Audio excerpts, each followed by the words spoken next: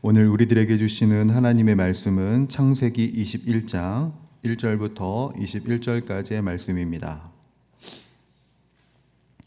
구약 26페이지에 있는 창세기 21장 1절부터 21절까지의 말씀을 우리 함께 합독하여 봉독하도록 하겠습니다. 여호와께서 말씀하신 대로 사라를 돌보셨고 여호와께서 말씀하신 대로 사라에게 행하셨으므로 사라가 임신하고 하나님이 말씀하신 시기가 되어 노년의 아브라함에게 아들을 낳으니 아브라함이 그에게 태어난 아들 곧 사라가 자기에게 낳은 아들을 이름하여 이삭이라 하였고 그 아들 이삭이 난 지 8일 만에 그가 하나님이 명령하신 대로 할례를 행하였더라. 아브라함이 그의 아들 이삭이 그에게 태어날 때에 100세라. 사라가 이르되 하나님이 나를 웃게 하시니 듣는 자가 다 나와 함께 웃으리로다. 또 이르되 사라가 자식들을 젖먹이겠다고 누가 아브라함에게 말하였으리오마는 아브라함의 노경에 내가 아들을 낳았도다 하니라. 아이가 자라매 젖을 때고 이삭이 젖을 때는 날에 아브라함이 큰 잔치를 베풀었더라. 사라가 본즉 아브라함의 아들 애굽 여인 하갈의 아들이 이삭을 놀리는지라. 그가 아브라함에게 이르되 이 여종과 그 아들을 내쫓으라. 이 종의 아들은 내 아들 이삭과 함께 기업을 얻지 못하리라 하므로 아브라함이 그의 아들로 말미암아 그 일이 매우 근심이 되었더니 하나님이 아브라함에게 이르시되 내 아이나 내 여종으로 말미암아 근심하지 말고 사라가 내게 이른 말을 다 들으라. 이삭에게서 나는 자라야 내 씨라 부를 것임이니라. 그러나 여종의 아들도 내 씨니 내가 그로 한 민족을 이루게 하리라 하신지라.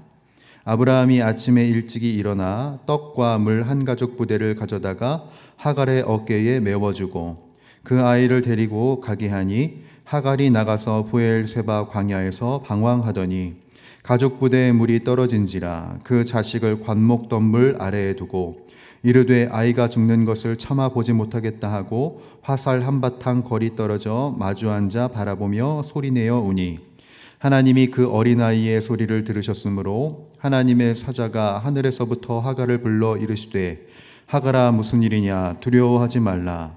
하나님이 저기 있는 아이의 소리를 들으셨나니 일어나 아이를 일으켜 내 손으로 붙들라. 그가 큰 민족을 이루게 하리라 하시니라. 하나님이 하갈의 눈을 밝히셨으므로 샘물을 보고 가서 가죽 부대에 물을 채워다가 그 아이에게 마시게 하였더라. 하나님이 그 아이와 함께 계심에 그가 장성하여 광야에서 거주하며 활 쏘는 자가 되었더니 그가 바란 광야에 거주할 때에 그의 어머니가 그를 위하여 애굽 땅에서 아내를 얻어 주었더라. 아멘. 우리가 살다가 보면 내 의지와는 상관없이 광야 한복판에 내던지는 것 같은 때를 만납니다. 억울한 일을 당하기도 하고 그리고 믿었던 사람에게 거절당하기도 하고 준비했던 모든 계획이 수포로 돌아가는 막막한 순간들을 우리들은 마주하게 되죠. 오늘 본문의 하갈이 딱 그런 상황이었습니다. 14절을 보게 되면 하갈은 어제까지만 해도 아브라함의 집에서 살았습니다. 비록 여종이었지만 족장의 아들을 낳은 어머니로서 안정된 삶을 살았죠. 그러나 하루아침에 여러분 14절을 보게 되니까 떡과 물 한 가죽 부대만을 가지고 아들 이스마엘과 함께 쫓겨납니다. 쫓겨난 그녀가 당도한 곳이 어디였냐면 브엘세바 광야였습니다. 여러분 광야요? 사막입니다. 길도 없고 그늘도 없고 물도 없는 죽음의 땅입니다. 여러분 혹시 오늘 하갈처럼 인생의 광야에서 길을 잃고 방황하고 계시는 분이 있으신지요? 더 이상 갈 곳이 없어 주저앉고 싶으신 분이 계신지요?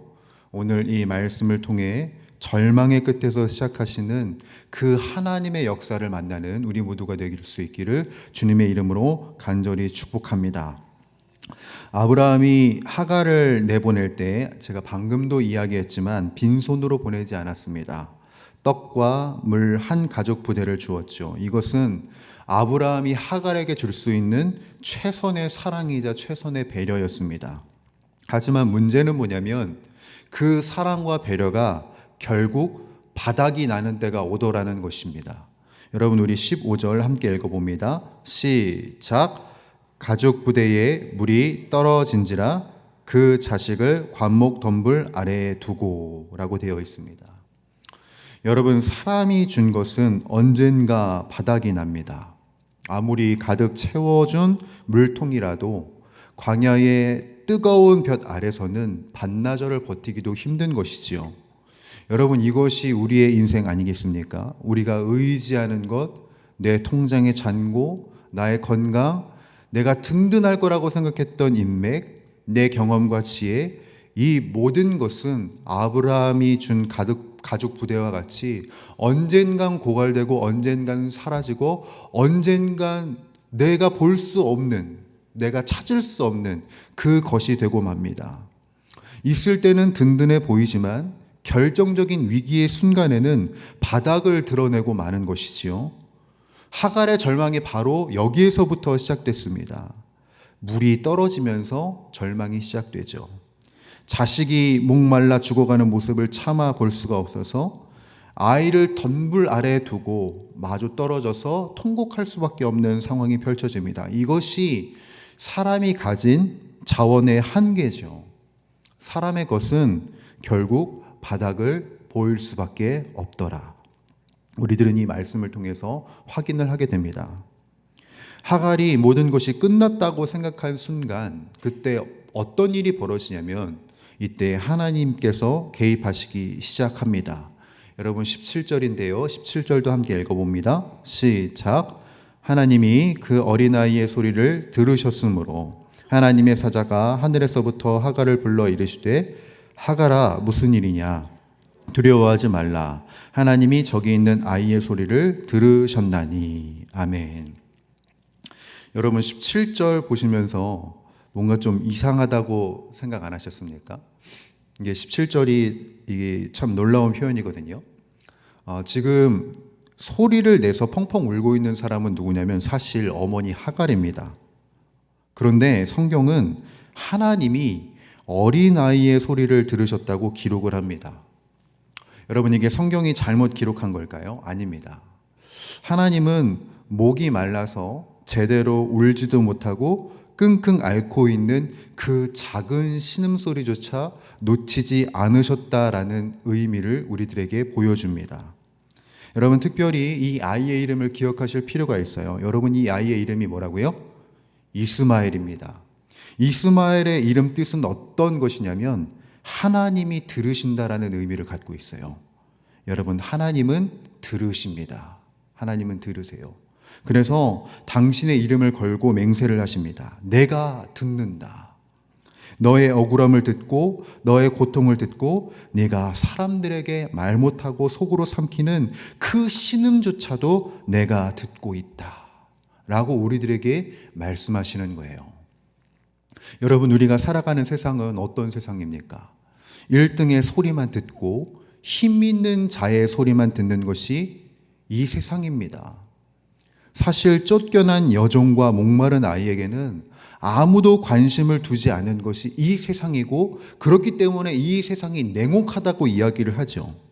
하지만 우리 하나님은 어떤 하나님이시냐면 광야에 버려진 자, 특별히 작은 소리까지도 귀를 기울이시는 분이 우리 하나님이십니다. 오늘 우리가 추운 날씨에도 이 새벽에 나와 기도하는 이유가 바로 여기에 있는 것이지요. 우리의 기도가 유창하지 않아도 그저 주여라고 내뱉는 그 탄식 소리밖에 할 수 없어도 우리 주님은 정확하게 들으시고 응답하시는 주님이시라는 것이 바로 이 본문에서 드러나는 것입니다. 오늘 말씀의 절정은 19절인데요. 여러분, 마지막 19절 함께 읽어봅니다. 시작. 하나님이 하갈의 눈을 밝히셨으므로 샘물을 보고 가서 가죽 부대에 물을 채워다가 그 아이에게 마시게 하였더라. 아멘. 여러분, 우리가 이 구절을 깊이 묵상해 볼 필요가 있습니다. 여러분, 하나님께서 하갈을 위해서 없던 샘물을 갑자기 창조하신 게 아니에요. 땅을 팠더니 물이 솟아난 것도 아닙니다. 원문을 보게 되면 샘물은 이미 그곳에 있었다라고 되어 있습니다. 여러분, 그런데 하갈은 왜 이 샘물을 보지 못했을까요? 다른 이유 때문이 아니라 슬픔의 눈이 가리워져 있었기 때문이죠. 두려움에 압도되고 원망에 사로잡혀서 바로 옆에 내 살 길이 있었음에도 불구하고 보지 못한 것입니다. 이 말씀을 보면서 깨닫게 되는 것은 무엇이 있습니까? 여러분, 하나님의 응답은 멀리 있지 않습니다, 여러분. 하나님의 응답은 이미 우리들의 곁에 있고 우리 가까이 있고 우리 안에 있는 것이에요. 하나님께서 하갈의 눈을 밝히 보여주셨을 때 하나님이 하갈에게 이미 예비하신 샘물이 보였습니다. 우리의 문제도 마찬가지죠. 여러분, 우리에게 영적인 눈이 열리게 되면, 하나님께서 눈을 띄워주신다면 죽을 것만 같았던 그 상황이 생명으로 바뀌어지는 것을 우리들이 보게 될 것입니다. 왜냐하면 하나님이 우리들의 인생에 이미 예비하신 은혜가 있기 때문에 그래요. 하나님이 이미 예비하신 탈출구가 있고 피난처가 있고 은혜가 있더라. 그러므로 오늘 우리들이 구해야 할 가장 큰 기도 제목은요, 하나님 내 상황을 바꿔주세요가 아닙니다. 제가 지난번에도 얘기했고 늘 얘기하지만 주님, 나의 눈을 열어주시옵소서가 되어야 합니다. 우리들의 눈이 열리면 내 곁에서 마르지 않는 하나님의 샘물이 흐르고 있었음을 우리들이 발견하게 될 것입니다. 이미 주님이 두신 그 기쁨을, 이미 주님이 두신 그 은혜를, 이미 주님이 두신 그 피난처를 우리 모두가 발견할 수 있게 되기를 주님의 이름으로 간절히 축원합니다. 여러분, 말씀을 마무리합니다. 혹시 2026년을 살아가시면서 내 손에 들고 있었던 그 가죽 부대물이 말라가고 있습니까? 내가 믿었던 건강이 무너지고 물질도 바닥나고 인간 관계가 끊겨져서 광야에 홀로 남겨진 것 같으신가요? 그런 분들에게 이렇게 말씀을 드리고 싶습니다. 여러분, 두려워하지 마십시오. 그때가 바로 하나님이 일하시는 시간입니다. 내 손에 들린 가죽 부대의 물이 떨어져야 우리들은 비로소 하나님의 샘물을 찾게 됩니다. 내가 인간적으로 준비한 것이 바닥나야 하나님이 예비하신 것이 보이기 시작합니다. 하갈에게 찾아오신 하나님이 오늘 이 새벽 우리들에게 말씀하십니다. 두려워하지 말라, 내가 너의 소리를 들었다. 오늘 기도할 때 우리가 이렇게 기도할 수 있기를 원합니다. 하나님, 슬픔과 걱정으로 가리워진 나의 눈을 밝혀주십시오. 그래서 내 인생의 이 광야 같은 인생 한복판에 이미 주님이 예비해 두신 그 은혜를 우리들이 발견하게 하여 주옵소서. 이 은혜를 매일같이 만끽하고 살아갈 수 있는, 그래서 우리들의 삶에 늘 감사와 찬양과 예배가 끊이지 않는 저와 여러분들, 우리 용인영락교회 모든 예배자들의 삶이 되시기를 주님의 이름으로 간절히 축복합니다. 기도하겠습니다. 하나님 아버지, 고와 같은 우리를 내버려 두지 않으시고 친히 찾아오시는 주님, 억눌리고 갇힌 자를 친히 찾아오셔서 자유하게 하시는 주님, 그 주님이 우리의 하나님이시오, 우리 곁에 계신 하나님이심을 이 시간 다시금 우리들이 신뢰해야 합니다. 인생의 어려움 가운데 있을 때, 괴로움 가운데 있을 때 나 홀로 있는 것이 아니라 이미 내 곁에 주님이 계심을 잊지 않게 하여 주시옵고, 그 주님을 놓치지 않는 믿음의 눈을 갖고 살아가는 우리 모두가 다 되게 하여 주옵소서. 그래서 우리 삶에 이미 놓여져 있는, 우리들의 삶에 이미 베풀고 계시는 하나님의 은혜와 축복을 만끽하는 삶 살게 하여 주옵시고, 광야 같은 인생에 샘물을 예비하신 그 주님의 풍족함을, 풍요로움을 누리며 살아갈 수 있는 주의 사람들이 다 되게 하여 주시옵소서. 오늘도 광야 같은 인생을 걸어갑니다. 그렇지만 우리들이 두려워하지 않을 것은 주께서 나와 함께 하심이라. 이 믿음의 고백을 잃지 않는 우리 모두가 다 되도록 주님 붙들어 주시옵소서. 이 모든 말씀 우리 주 예수 그리스도의 이름으로 간절히 기도드립니다. 아멘. 우리 주님 가르쳐 주신 기도 함께 드리겠습니다.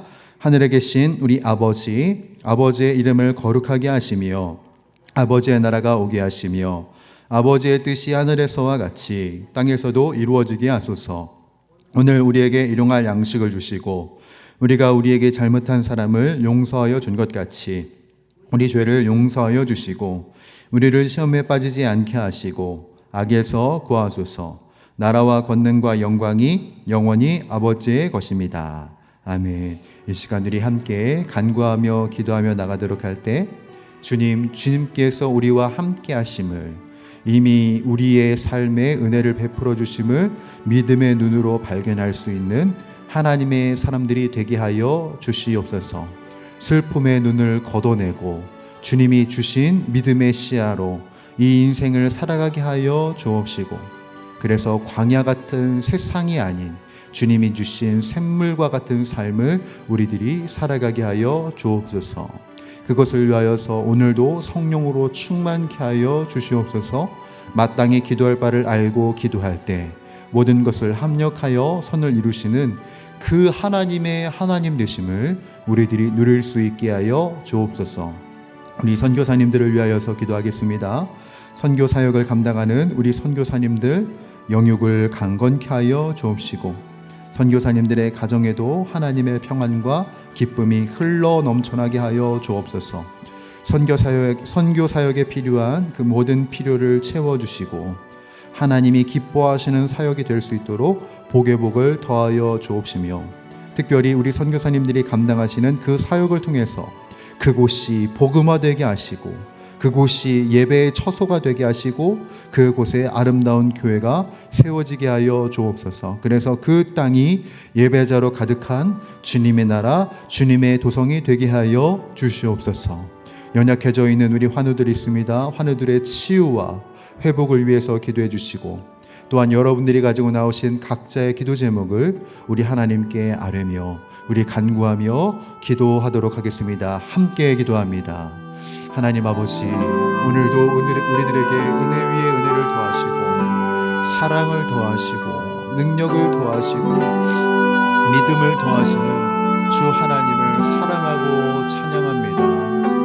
존귀하신 주님, 우리들을 이 세상 속에서 구별하시사 복의 백성으로 세우시고 복의 통로로 세우시고 은혜의 통로로 세우신 하나님 아버지 감사합니다. 우리들이 살아가는 이 삶이 광야와 같이 느껴지지만 그러나 복의 통로된 우리들의 삶에 주님이 주신 축복과 은혜와 사랑과 그리고 한량없는 복이 있는 줄 믿습니다. 이미 우리 안에 두신 그 주님의 복과 그 사랑을 만끽하고 누리고 특별히 발견하게 하여 주옵시며, 슬픔 가운데 있어 주님의 복을 바라보지 못했습니까? 걱정 가운데 있어 이미 내 곁에 있는 하나님을 발견하지 못했습니까? 주여, 나의 시선이 이제 주님을 보고 주님의 복을 보고 주님이 주신 그 은혜를 발견할 수 있는 우리 모두가 되게 하여 주시옵소서.